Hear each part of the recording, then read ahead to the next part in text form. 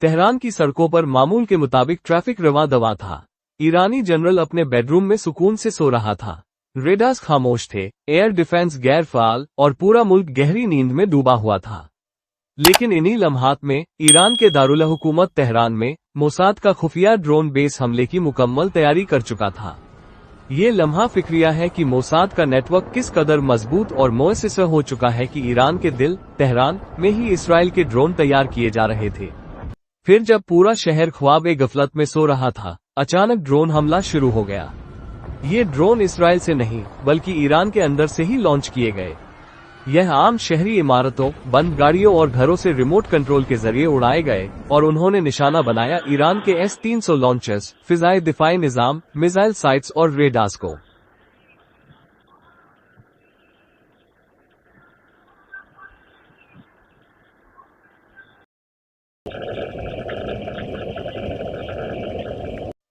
यानी दुश्मन ईरान के अंदर ही मौजूद था। इसी दौरान एक मिसाइल बरास्त एक बेडरूम में जा लगा, जहां एक ईरानी जनरल शहीद हो गए। बज़ाहिर ऐसा महसूस हुआ कि किसी ने अंदर से लोकेशन शेयर की हो। इस हमले में मजीद 2 जनरल्स और 6 सीनियर साइंसदान भी हलाक किए गए। ये 13 जून का हमला सिर्फ एक जंगी कार्रवाई नहीं थी, बल्कि ईरान की सिक्योरिटी, इंटेलिजेंस और एयर डिफेंस की मुकम्मल नाकामी का ऐलान था। और इसके पीछे था मोसाद का वो नेटवर्क जो बरसों से ईरान में खामोशी से काम कर रहा था। अब सवाल ये पैदा होता है कि ईरान जैसे मुल्क, जिसकी इंटेलिजेंस दुनिया की ताकतवर तरीन एजेंसियों में शुमार होती है, वो कैसे इस कदर गाफिल रही? क्यों MOIS, पासदारान-ए-इनकिलाब और दीगर सिक्योरिटी इदारे इस खुफिया बेस को न पकड़ सके? इसकी वजह थी कि यह बेस मकामी ईरानियों के जरिए चलाया जा रहा था, जो माली या डिजिटल तौर पर मोसाद से जुड़े हुए थे। ये बेस किसी फौजी तंसीब में नहीं, बल्कि तेहरान के मिज़ाफाती रहायशी इलाकों, दुकानों और बंद गाड़ियों में कायम किया गया था ताकि किसी को शक न हो।